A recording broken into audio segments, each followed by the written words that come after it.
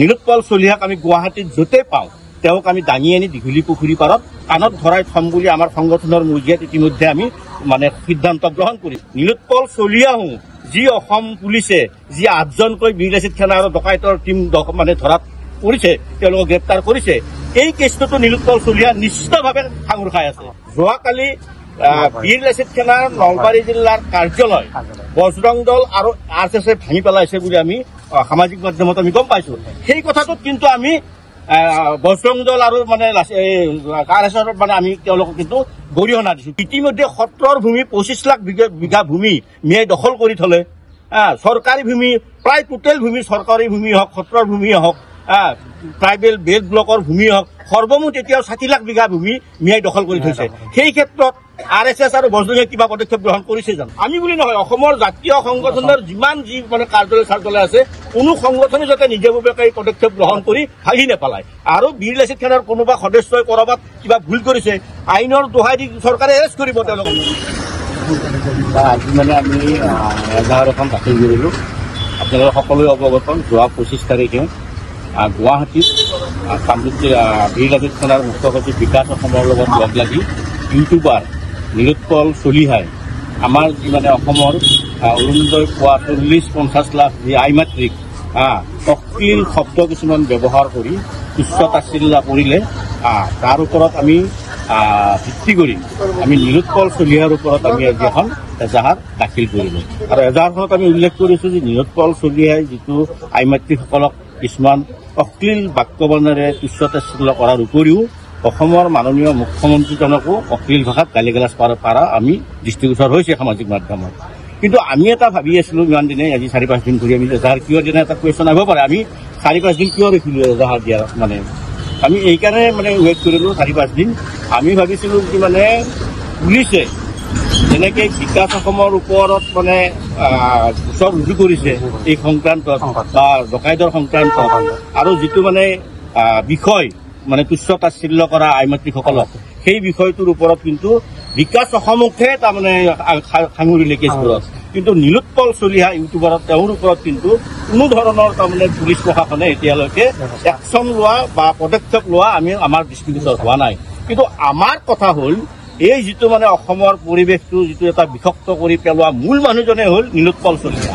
কাৰণ তেওঁৰ এই যিটো মানে স্কেম এটা খেলিলে, তেওঁ আচলতে কোনোবাই তেওঁক এপ্লাই কৰা বুলি আমাৰ ধাৰণা হৈছে।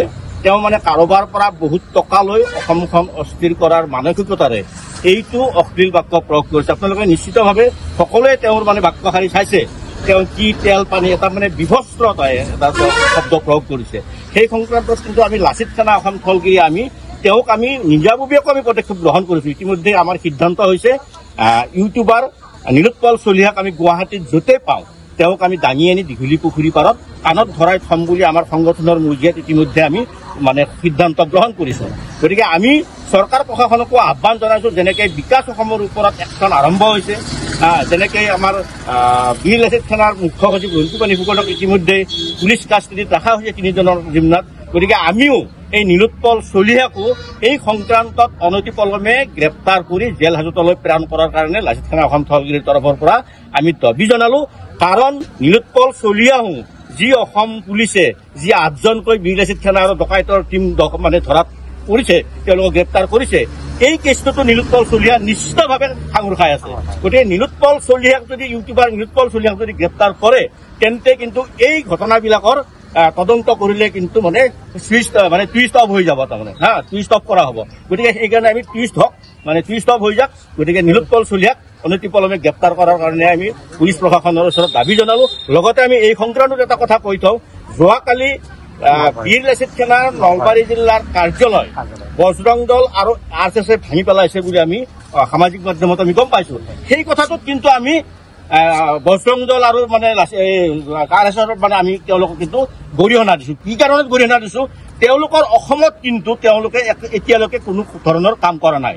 তেওঁলোকৰ মূল এজেণ্ডা RSS আৰু বজৰঙৰ যিটো মূল এজেণ্ডা, তেওঁলোকৰ মূল এজেণ্ডা হয় কি, যে বাংলাদেশীৰ বিৰোধিতা কৰা বা তেওঁলোক হিন্দু সংগঠন কৰা। কিন্তু ইতিমধ্যে সত্ৰৰ ভূমি 25 লাখ বিঘা ভূমি মিয়াই দখল কৰি থলে। চৰকাৰী ভূমি প্ৰায় টোটেল ভূমি, চৰকাৰী ভূমি হওক, সত্ৰৰ ভূমি হওক, ট্ৰাইবেল বেল্ট ব্লকৰ ভূমি হওক সৰ্বমুঠ এতিয়াও 60 লাখ বিঘা ভূমি মিয়াই দখল কৰি থৈছে সেই ক্ষেত্ৰত RSS আৰু বজৰঙে কিবা পদক্ষেপ গ্ৰহণ কৰিছে জানো গতিকে একো কৰা নাই গতিকে তেওঁলোকে অসমীয়া জাতিৰ কাৰণে তেওঁলোকে একো কৰা নাই গতিকে আমি RSS আৰু বজৰং দলক আমি সকীয়াই দিছো যি তোমালোকে আমাৰ লগত অসমীয়া জাতিৰ লগত তোমালোকে বিপদ আপদত সহযোগ কৰা তেতিয়া আমি মিলামিছা কৰি থাকিম গোটেইবিলাক সংগঠন কিন্তু তোমালোকে তাকে নকৰি জাতিটোক তুচ্ছতাচ্ছিল্য কৰাৰ মানসিকতাৰে আমাৰ জাতীয় সংগঠনৰ তোমালোকে কাৰ্যালয় ভাঙিবা সেই কথাটোত কিন্তু লাচিত সেনা সন্থালগিৰি কিন্তু আমি সন্তুষ্টও নহয় আৰু সদায় বিৰোধিতা কৰি যাম নলবাৰী কাৰ্যালয়টো আমাৰ নহয় আমাৰ কমপ্লিটলি অসমত বীৰ লাচিত সেনা আৰু লাচিত সেনা অসম থলগিৰি দুটা পৃথক সংগঠন সেইটো মানে বীৰ লাচিত সেনাৰে মুখ্য কাৰ্যালয় জিলা কমিটিৰ কিন্তু তৎসত্বেও আমি লাচিত সেনা কিন্তু আমি তেওঁলোকৰ বিপদ আপদ হলে আমিতো বহি নাথাকিম আমি আশা কৰিম আমাৰো যদি বিপদ হয় তেওঁলোকো বহি নাথাকে নিশ্চিতভাৱে গতিকে আমি সেই সংক্ৰান্তত আমি বুলি নহয় অসমৰ জাতীয় সংগঠনৰ যিমান যি মানে কাৰ্যালয় আছে কোনো সংগঠনে যাতে নিজাববীয়াকৈ পদক্ষেপ গ্ৰহণ কৰি ভাঙি নেপেলায় আৰু বীৰ লাচিত সেনাৰ কোনোবা সদস্যই কৰবাত কিবা ভুল কৰিছে আইনৰ দোহাই দি চৰকাৰে এৰেষ্ট কৰিব তেওঁলোকক ইতিমধ্যে এৰেষ্ট কৰা হৈ গৈছে কিন্তু তোমালোকে সংগঠনৰ দ্বাৰাই তোমালোকৰ লৰাৰ দ্বাৰাই তুমি জাতীয় সংগঠনৰ কাৰ্যালয় ভাঙাৰ কাৰণে ক'ত অধিকাৰ পালা তোমালোকে গতিকে আমি সেইবিলাক আমি নুবুজো অসম যদি কোনোবা শক্তি অস্থিৰ কৰিব বিচাৰিছে আমি কিন্তু লাচিত সেনা অসম থলগিৰি আমাক সকলোৱে জানে যে আমি ইমান কথা ক'ব নাজানো সজাই পৰাই আমি সুন্দৰভাৱে কথা ক'ব নাজানো কিন্তু আমি এটা কথা ঠিক আমি টানি আনি কিন্তু পিটিব জানো এইটো চিধা কথা ধন্যবাদ দ্ৰুত ইণ্টাৰনেট দ্ৰুত সংযোগ এতিয়া এমনেট ফাইবাৰ ফাষ্টৰ সৈতে বাফাৰ নহয় স্পীড উড়াত নয়ন ইনফৰটেকৰ এমনেট ব্ৰডবেণ্ড ব্যৱহাৰ কৰক 3 মাহৰ ফ্ৰী ইনষ্টলেশ্যন পোৱা যায় মাত্ৰ 342ৰ পৰা অসমৰ প্ৰতিটো ঘৰত দ্ৰুত ইণ্টাৰনেট এমনেট ফাইবাৰ ফাষ্ট আপোনাৰ লগত অনলাইন কাম খেল আৰু বিনোদন একে ইণ্টাৰনেটত সম্ভৱ আপোনাৰ স্পীড আপোনাৰ পছন্দ 30 Mbps-ৰ পৰা 155 Mbps-লৈ এতিয়া ধীৰ ইণ্টাৰনেটক বিদায় দি ফাইবাৰ ফাষ্ট লৈ আহক অসমত প্ৰথম দ্ৰুততম ইণ্টাৰনেট সেৱা MS নয়ন ইনফৰটেকৰ পৰা নতুন যুগৰ নতুন স্পীড ফাইবাৰ ফাষ্ট ব্ৰডবেণ্ড